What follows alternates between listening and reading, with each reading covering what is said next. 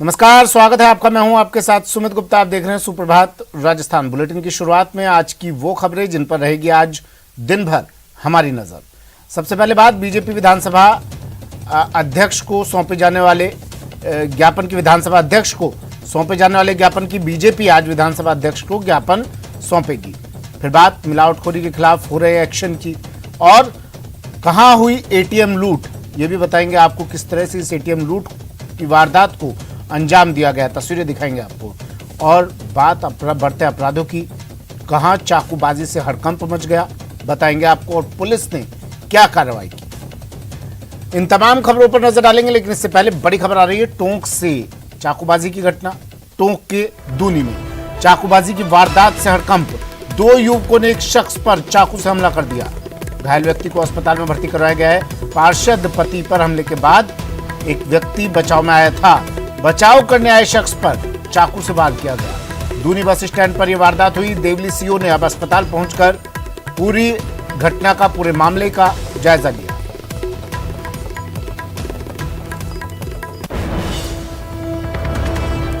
टोंक में चाकूबाजी की वारदात से हड़कंप। टोंक के दूनी में चाकूबाजी की वारदात हुई।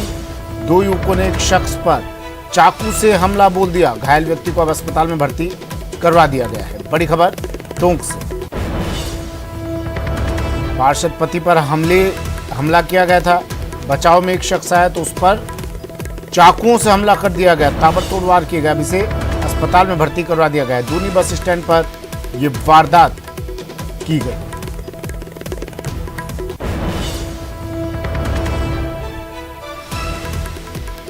टोंक से बड़ी खबर है इस वक्त की। फिर हुई चाकूबाजी की वारदात। एक व्यक्ति पर चाकू से ताबड़तोड़ हमला। गंभीर हालत में अस्पताल में भर्ती करवाया गया है। पार्षद पति पर हमला किया गया था और पार्षद पति को बचाव करने के लिए एक शख्स जब बीच में आया तो उस पर भी अपराधियों ने चाकू से ताबड़तोड़ वार कर दिए, जिसके बाद उसे गंभीर हालत में अस्पताल में भर्ती करवाया गया है। टोंक के दूनी की ये घटना।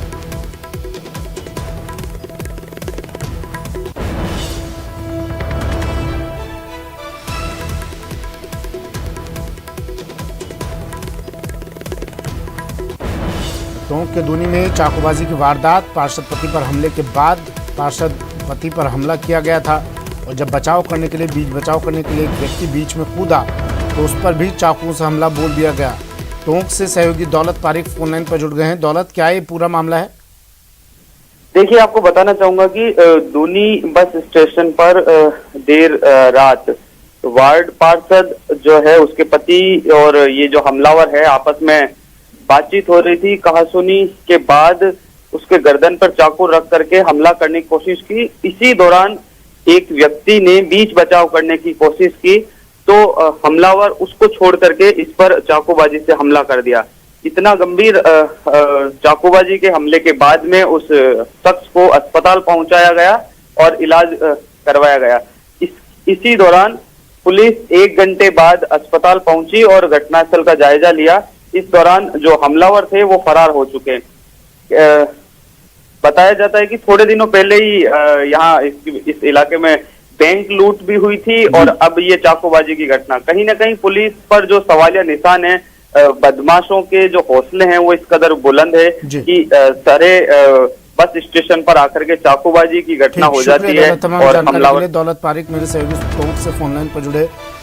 जिस इलाके में वारदात हुई, दौलत बता रहे थे मेरे सहयोगी, इसी इलाके में बैंक लूट की भी वारदात हुई थी कुछ दिनों पहले और अब चाकूबाजी की घटना। लेकिन अब तक पुलिस कोई कार्रवाई नहीं कर पाई। अपराधी पुलिस के चंगुल से बाहर। एक और बड़ी खबर आ रही है कोटा से। कोटा में 2 झोलाछाप डॉक्टर्स पर कार्रवाई की गई है। औषधि नियंत्रण विभाग की टीम ने छापेमार कार्रवाई की। क्लिनिक से दवाइयां और उपकरण जब्त किए हैं। दोनों के खिलाफ एफआईआर दर्ज। बड़ी खबर कोटा से, झोलाछाप डॉक्टर्स पर कार्रवाई, दवाइयां और उपकरण जब्त, एफआईआर दर्ज कर ली गई। ओम प्रकाश मेरे सहयोगी कोटा से फोन लाइन पर जुड़ गए हैं। किस तरह कार्रवाई की ओम प्रकाश? शिकायत मिली होगी इन झोलाछाप डॉक्टर्स के खिलाफ? जी, अभी चिकित्सा विभाग द्वारा एक अभियान चलाया जा रहा है। औषधि नियंत्रण विभाग की टीम भी अभियान चलाई जा रही है, जबकि शुद्ध के लिए युद्ध वो भी अभियान चलाया जा रहा। तो इस दौरान सूचना मिली थी कि जो ग्रामीण इलाके में है अभी जो तैयारी सीजन के दौरान कुछ लोग अस्पताल नहीं जा रहे हैं, लेकिन जो है डॉक्टर है, वो झोला छाप डॉक्टर है, वो मरीजों का इलाज कर रहे हैं। वहीं उनको दवाइयां भी उपलब्ध करवा रहे हैं, इंजेक्शन लगा रहे हैं और उनके स्वास्थ्य के साथ खिलवाड़ करने की जो है चांसेस बन रहे हैं। उसके बाद में औषधि नियंत्रण विभाग की टीम ने सुल्तानपुर ब्लॉक के बुढ़ादीत और अमरपुरा 2 गांवों में छापा मारकर कार्रवाई की और 2 झोला छाप डॉक्टर के खिलाफ कार्रवाई कर वहां से भारी मात्रा में दवाइयां और उपकरण भी जब्त किए हैं और उनके खिलाफ बुढ़ादीत थाने में FIR फिलहाल दर्ज करवा दी गई है। BCMO और डॉक्टर गिरिराज मीणा के नेतृत्व में यहाँ टीम ने अलग अलग कार्रवाई कर दोनों जो आरोपी है आशुतोष मजमूदार बंगाली के क्लिनिक पर छापा मारा है, जबकि दूसरा अलग एक इलाके में छापा मारकर दोनों को खिलाफ कार्रवाई की और फिलहाल मामला दर्ज करवा दिया गया है, जो कि सुल्तानपुर थाना पुलिस जो है पूरे मामले की जांच कर रही है। जी ठीक है, शुक्रिया ओम प्रकाश तमाम जानकारी के लिए। और एक और बड़ी खबर आ रही है दौसा से। दौसा में ATM लूट की वारदात को अंजाम दिया गया। बड़ियाल रोड पर SBI का ATM लुटेरे ले उड़े। ATM मशीन को पिकअप में डाला और आराम से यहां से चले गए। वारदात के बाद इलाके में अब हड़कंप मच गया है। बांदीकुई थाना पुलिस ने नाकेबंदी करवा दी है। तस्वीरें देखिए, ATM हुआ करता था कभी यहाँ पर और यहाँ पर लोग आते थे, अपने ज़रूरत के हिसाब से पैसे निकाला करते थे, लेकिन आज वो पैसा लुटेरे ले उड़े। 4 बजे की घटना है। कुछ बदमाश आए थे, ATM को उखाड़ कर ले गए। फिर हम चिल्लाए तो उन्होंने गोली मारने की धमकी दी। फिर हमने पुलिस को इन्फॉर्म करा, फिर पुलिस लास्ट मौके पर यहाँ आके पहुंच गई। तो ये दौसा की तस्वीरें हैं। ATM लूट की वारदात एक बार फिर, और प्रदेश में इस तरह की घटनाएं, इस तरह की वारदातें लगातार बढ़ रही हैं। एक सॉफ्ट टारगेट ये बन गए हैं ATM इन लुटेरों का। आसानी से आते हैं, कटर से, गैस कटर से काटते हैं ATM को, गाड़ी में पिकअप, बाकायदा पूरी तैयारी के साथ ही लोग आते हैं, चेहरा ढककर। CCTV तो आजकल ATM पर होते भी नहीं है, गार्ड नहीं होता है कोई, तो इनके लिए और ज़्यादा आसानी हो जाती है। और इसके पीछे का एक कारण बैंक की तरफ से भी होता है कि इस ATM में जितना पैसा रखा रहता है उसका इंश्योर्ड होता है ये पूरा पैसा, तो इसलिए बैंक वाले भी ज़्यादा चिंता नहीं करते हैं, गार्ड वार्ड के पीछे इतना खर्चा नहीं करते हैं बैंक वाले। और यही वजह है कि ATM लूट की वारदातें लगातार बढ़ रही है और अपराधियों को भी एक सॉफ्ट टारगेट मिल गया है, ज़रिया मिल गया है अपनी सोर्स ऑफ इनकम बढ़ाने का। इसलिए वो आते हैं, ATM लूटते हैं और निकल जाते हैं। फिर पुलिस पीछे से लकीर पीटती रहती है, नाकेबंदी करवाती रहती है। आशीष जुड़ गए मेरे सहयोगी दौसा से। आशीष, किस तरह इस वारदात को अंजाम दिया? आशीष, आवाज सुन पा रहे हैं आप मेरी? बिल्कुल सुन पा रहा हूँ। किस तरह से इस वारदात को अंजाम दिया? CCTV भी होते हैं और नियम तो ये कहता है कि ATM के बाहर CCTV भी होगा, गार्ड भी होगा। कहाँ था वो गार्ड, कहाँ था CCTV? बिल्कुल गंभीर बात यह है कि जो SBI का ATM था और इस ATM पर यहाँ पर रात के समय गार्ड मौजूद नहीं था और जो CCTV कैमरे थे उनको इन बदमाशों ने पहले CCTV कैमरे डैमेज किए हैं और उसके बाद में इस वारदात को अंजाम दिया है। करीब 8 बदमाश थे जो पिकअप में सवार होकर आए थे और उससे सबसे पहले उन्होंने ATM की जो मशीन है उसको गैस कटर से काटा और उसके बाद में रस्सी से ATM को पिकअप गाड़ी से पीछे से बांधा और उसके बाद में ATM को उखाड़ दिया और उसे लेकर फरार हो गए। जैसे ही लोगों को इस तरह की आवाज सुनाई दी तो वो बाहर आए, चिल्लाने लगे, लेकिन बदमाशों के पास हथियार थे और उन्होंने फायरिंग कर गोली मारने की धमकी दी और जान से मारने की धमकी देकर मौके से फरार हो गए। जिसके बाद पुलिस को सूचना दी गई। पुलिस ने मौका मुआवना कर अब बदमाशों की तलाश शुरू कर दी है। बांदीकुई में पिछले वर्ष भी इसी तरह की घटना हुई थी जब कैनरा बैंक का ATM इसी तरह लूटा गया था और अब फिर SBI बैंक का ATM लूटा गया है। पिछले 15 दिनों की बात करें तो अलवर, सवाई माधोपुर, भरतपुर और दौसा, इन 4 जगहों पर इस तरह की वारदात हुई है। ऐसे में पूर्वी राजस्थान में ATM लूट की एक गैंग सक्रिय हो चुकी है, जो जैसे ही सर्दी शुरू होती है तो इस तरह की गैंग एक्टिव हो जाती है, इस तरह की वारदातों को अंजाम दे रही है, जिसने पुलिस की भी नींद उड़ा रखी है और बड़ी राशि इसमें से लेकर फरार हो जाते हैं। हालांकि अभी तक बैंक के अधिकारी मौके पर नहीं पहुंचे, इसलिए ये पता नहीं लग सका है कि इसमें कितना कैश था। जी ठीक है, शुक्रिया आशीष तमाम जानकारी के लिए।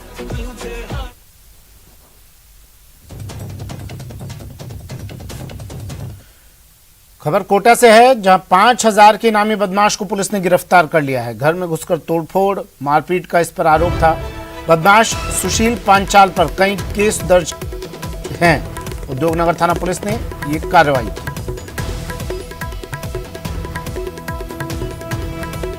5,000 का इनामी बदमाश गिरफ्तार। घर में घुसकर तोड़फोड़ मारपीट का आरोप बदमाश सुशील पांचाल पर कई मामले दर्ज। उद्योगनगर थाना पुलिस ने ये बड़ी कार्रवाई की।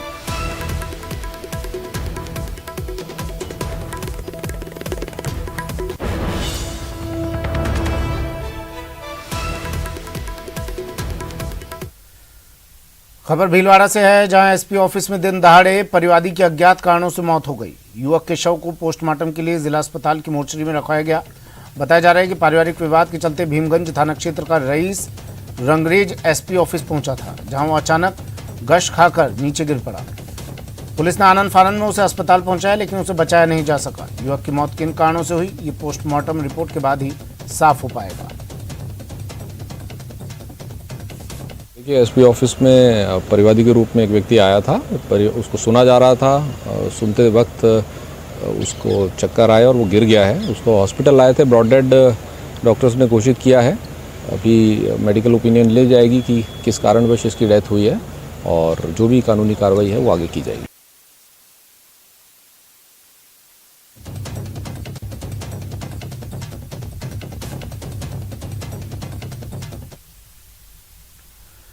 और कांग्रेस विधायकों के इस्तीफे का मामला, आज बीजेपी स्पीकर सीपी जोशी को ज्ञापन सौंपेगी। नेता प्रतिपक्ष गुलाब चंद कटारिया ने कहा कि 3 सप्ताह हो गए विधायकों को इस्तीफे दिए, अभी तक स्पीकर फैसला नहीं कर पाए हैं, जबकि नियमों के तहत इस्तीफे स्वीकार करने का प्रावधान है। 2 दर्जन से ज्यादा विधायक बीजेपी कार्यालय जुटेंगे, फिर स्पीकर से निवास पर उनकी मुलाकात होगी। जिम्मेदार विपक्ष होने के नाते हमारी जिम्मेदारी है, कहा कटारिया ने। स्पीकर से जानेंगे सच्चाई, आखिर वजह क्या है भाई, इस्तीफे स्वीकार क्यों नहीं करते?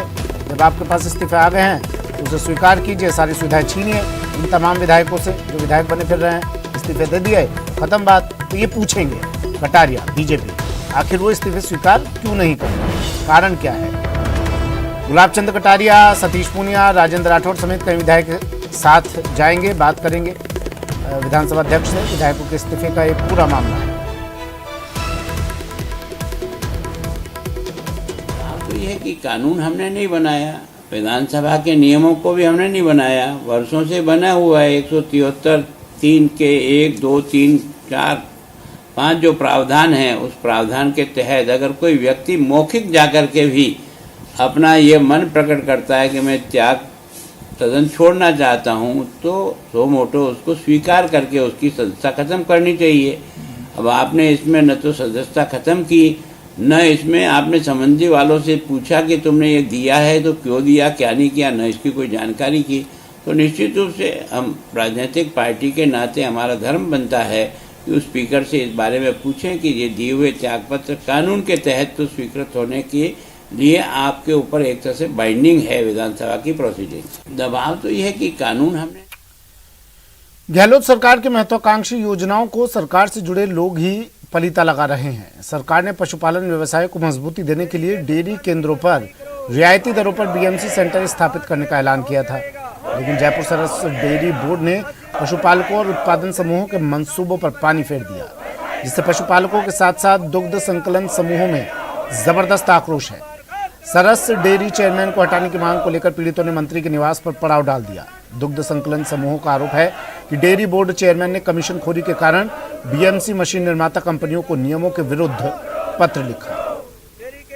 सितंबर को ओम प्रकाश पूनिया, 4 सितंबर 2021 को ओम प्रकाश पूनिया पुनः पद निर्वाचित होते ही उन्होंने आईडीएमसी कंपनी गुजरात को पाबंद किया कि आप किसी भी सरकार की जो योजना के तहत जो बीएमसीयां देने के लिए आपके पास पेमेंट आया है वो वापस इनको भेज दो, क्योंकि मैं आपको 1000 करोड़ रुपए का ऑर्डर दूंगा।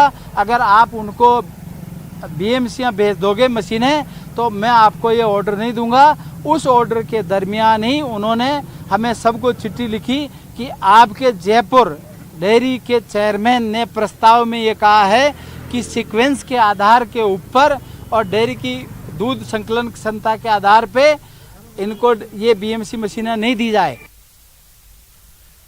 कलेक्टर साहब एक्शन में हैं। टोंक में कब हटेंगे हाईवे से अवरोधक? अब कलेक्टर साहब इसे लेकर एक्शन में आ गए हैं। अवैध नाकों को लेकर प्रशासन हरकत में आ गया है। कलेक्टर ने नाकों पर पहुंचकर जायजा लिया। कलेक्टर ने पक्का बंधा और मोटू का नाकों की जांच की। देर शाम अधिकारियों के साथ कलेक्टर यहां पहुंचे, जांच की। बजरी ठेकेदार ने बिना अनुमति हाईवे पर बैरिकेडिंग लगा रखी थी। खनिज और परिवहन विभाग के अधिकारी भी इस दौरान मौजूद रहे। जिला परिषद सीईओ और एसडीएम भी मौजूद रहे।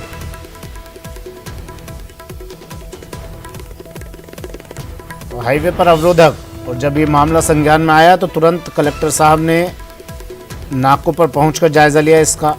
और सामने खुलासा ये हुआ कि बजरी ठेकेदारों ने बिना अनुमति ही यहां पर बैरिकेडिंग लगा रखी थी।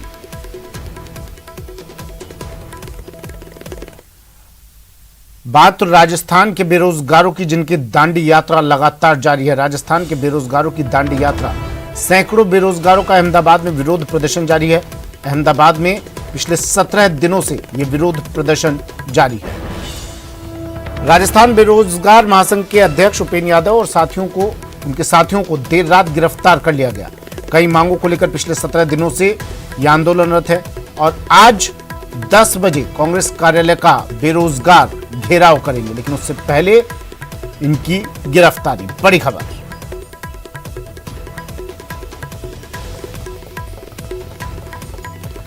अहमदाबाद क्राइम ब्रांच ने राजस्थान बेरोजगार एकीकृत महासंघ के अध्यक्ष उपेंद्र यादव और उनके साथियों को देर रात गिरफ्तार कर लिया। पिछले 17 दिनों से इनका विरोध प्रदर्शन जारी है।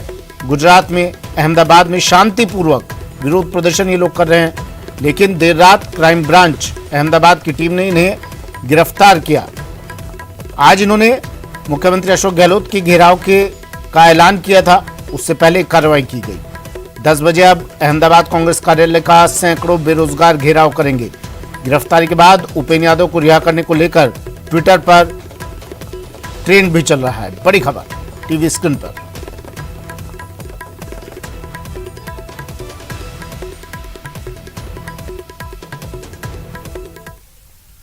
चलिए, वक्त यहां पर एक ब्रेक का है, जल्द हाजिर होंगे।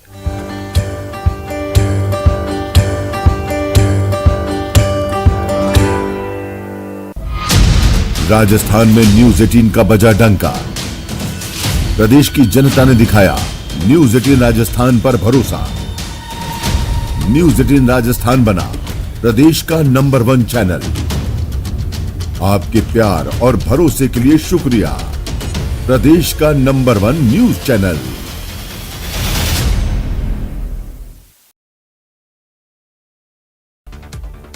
प्रधानमंत्री नरेंद्र मोदी आज नई दिल्ली में भारतीय कृषि अनुसंधान संस्थान में पीएम किसान सम्मान सम्मेलन 2022 का उद्घाटन करेंगे। इस दौरान दिवाली के मौके पर प्रधानमंत्री नरेंद्र मोदी किसानों को बड़ा तोहफा देंगे। पंजाब के अमृतसर में एक बार फिर सीमा सुरक्षा बल के जवानों ने एक ड्रोन को गिराया है। बीएसएफ ने ये ऑक्चा कॉप्टर रानिया सीमा निगरानी चौकी क्षेत्र में मार गिराया है। इस सीमा पर पिछले 3 दिनों में इस तरह की ये दूसरी घटना है। ज्ञानवापी मस्जिद शिवलिंग प्रकरण के वुजू खाने मामले में आज आदेश संभव है। भारत में कोरोना वायरस के खिलाफ वैक्सीनेशन कार्यक्रम अभी खत्म नहीं हुआ है। केंद्र सरकार के मुताबिक अभी भी 3 करोड़ वैक्सीन का स्टॉक बचा हुआ है। दिल्ली में आबकारी नीति में हुए कथित घोटाले के मामले में मुख्य आरोपी डिप्टी सीएम मनीष सिसोदिया में से आज केंद्रीय अन्वेषण ब्यूरो पूछताछ करेगी। इससे पहले उनके घर के आसपास धारा 144 लगा दी गई है।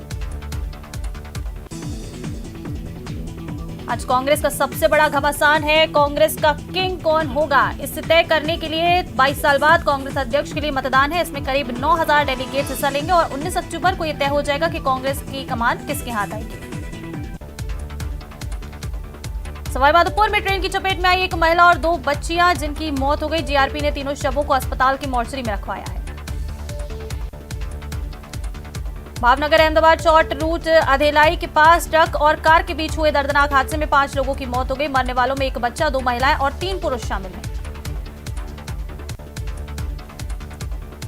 बाड़मेर गुड़ामादनी कस्बे में ट्रेलर ने टैंकर को टक्कर मार दी, जिससे एसिड से भरा एक टैंकर अहिंसा सर्कल पर पलट गया, जिसके बाद मौके पर अफरा तफरी मच गई। गुजरात के अहमदाबाद में राजस्थान के सैकड़ों बेरोजगारों का विरोध प्रदर्शन 16 दिनों से जारी है। जैसलमेर में 2 बाइक में भिड़ंत हो गई। हादसे में एक युवक की मौत हो गई। मृतक के परिजन मोर्चरी के बाहर धरने पर बैठे हुए हैं। भरतपुर में असुरक्षित तरीके से खनन के दौरान खदान ढहने से एक हादसा हो गया। एक पोकलेन मशीन और ऑपरेटर नीचे दबे हुए हैं। ग्रामीणों ने कड़ी मशक्कत के बाद ऑपरेटर को निकाला है। कोटा ग्रामीण के रामगंज मंडी थाना क्षेत्र में हथियारों की तस्करी के 3 मामलों में लंबे समय से फरार शातिर बदमाश को पुलिस ने गिरफ्तार किया। भीलवाड़ा में शादी का झांसा देकर महिला के साथ रेप करने की घटना सामने आई है। पीड़ित ने थाने में 6 लोगों के खिलाफ मामला दर्ज कराया है। दौसा में मां की ममता उस वक्त शर्मसार हो गई जब झाड़ियों में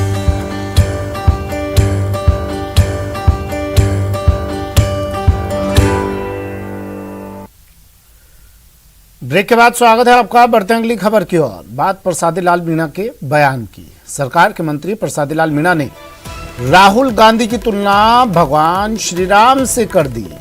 प्रसादी लाल मीणा ने कहा कि भगवान श्री राम अयोध्या से श्रीलंका तक पैदल गए थे, लेकिन राहुल गांधी कन्याकुमारी से कश्मीर तक पैदल यात्रा निकाल रहे हैं। उन्होंने कहा कि इतिहास में आज तक न किसी ने इतनी लंबी पैदल यात्रा की है और न ही भविष्य में कोई इतनी लंबी पैदल यात्रा निकाल पाएगा। प्रसादी ने कहा कि इस यात्रा से कांग्रेस को निश्चित रूप से फायदा होगा। प्रसादी लाल मीणा मंत्री हैं, चिकित्सा मंत्री। मजबूरी हो जाती है जब आला कमान सामने हो तो इस तरह के बयान देने से थोड़ी संबंधों में प्रगाढ़ता आती है। शायद यही सोचकर उन्होंने ये बयान दे डाला। लोगों की इच्छा के अनुसार निश्चित रूप से डेमोक्रेटिक तरीके से कांग्रेस में 22 साल बाद चुनाव हो रहा है, तो उसके नतीजे भी अच्छे आएंगे, अच्छी कांग्रेस मजबूत होगी। राहुल गांधी जी की जो पदयात्रा है वो पदयात्रा ऐतिहासिक पदयात्रा होगी। भगवान राम भी अयोध्या से श्रीलंका तक पैदल गए थे, पर ये राहुल गांधी उससे भी ज्यादा पैदल जाएंगे, कन्याकुमारी से कश्मीर तक। इतिहास है, कोई आज तक गया ना कोई। तो भगवान श्री राम से तुलना ही नहीं की, ये कह रहे हैं उनसे भी आगे निकल गए हैं, उनसे भी ज्यादा, उनसे भी आगे तक पैदल यात्रा करेंगे। प्रसादी लाल मीणा चिकित्सा मंत्री हैं, आला कमान की तारीफ में इतना मशगूल हो गए कि भगवान श्री राम को भी इनसे पीछे बता दिया। प्रसादी लाल मीणा के बयान पर पलटवार किया है नेता प्रतिपक्ष गुलाब चंद कटारिया ने। कहा जिस पार्टी ने देश में राम मंदिर नहीं बनने दिया उसके नेता राहुल गांधी की तुलना भगवान राम से कर रहे हैं। इस पर कांग्रेस के नेताओं को शर्म आनी चाहिए। से तुलना कर रहे हो भगवान के लिए, वो यात्रा करे, भारत जोड़ने का काम करे, एक राजनीतिक पार्टी के नाते करे, किसी को कोई एतराज नहीं। पर इस प्रकार के शब्दों का प्रयोग करके इतनी चमचागिरी करना ज़्यादा देश के लिए हितकर नहीं होगी। भगवान के लिए तुलना करो तो किसी व्यक्ति से करो तो समझ में आता है, भगवान राम से ही तुलना कर डाली आपने तो मैं सोचता हूँ ये आपकी मानसिकता की कोई बीमारी लगती है। नेता प्रतिपक्ष गुलाब चंद कटारिया कह रहे हैं चमचागिरी करो, लेकिन थोड़ा संयम में, लिमिट में रहकर, सीमाओं को ध्यान में रखते हुए करो चमचागिरी। कोई मना नहीं करता है, लेकिन सीमा में रहकर करो। बढ़ते अगली खबर की ओर। कांग्रेस के राष्ट्रीय अध्यक्ष के लिए राजस्थान में 98.55% वोटिंग हुई है। प्रदेश कांग्रेस कार्यालय के 408 डेलीगेट्स और जयपुर के 393 डेलीगेट्स ने मताधिकार का इस्तेमाल किया इस चुनाव में। वहीं दिल्ली और अन्य राज्यों में 15 डेलीगेट्स ने कांग्रेस के नए अध्यक्ष के लिए मतदान किया। श्रवण कुमार, नारायण सिंह, लीला मदेरणा और राघवेंद्र मिर्धा ने निजी कारणों के चलते वोट नहीं किया, जबकि वाजिब अली विदेश दौरे पर थे। बता दें कि 19 अक्टूबर को दिल्ली में नतीजों का ऐलान होगा, यानी कल तारीख को वो स्ट्रांग रूम में रख दिए जाएंगे और जब भी उसको खोलेंगे तभी उनके मान्य जो एजेंट हैं उनकी रूबरू में वो जो बॉक्स है खुलेंगे और पूरे राज्य, सभी राज्यों के जो वार्ड्स हैं उसमें एक मिक्स करके ही सबकी गिनती हो। किसी को पता नहीं चलेगा। पूरे हर एक, जैसे आज अभी राजस्थान का वोटिंग पे जो है बैलेट वाला वो खाली किया, दूसरा गुजरात का आएगा, तो सबको, सभी स्टेट के को मिक्स करते जाएंगे और उसके बाद उसकी जो एक तय संख्या होगी उसके हिसाब से उसकी गड्डियाँ बनेगी और उसके हिसाब से गिनती करेंगे, ताकि किसी को पता ना चले कि भी किस स्टेट से किसको कितना मत मिला, क्या हुआ क्या नहीं हुआ। पूरी गोपनीयता रखी जाएगी। चलिए, बुलेटिन में फिलहाल इतना ही। दीजिए इजाजत, नमस्कार।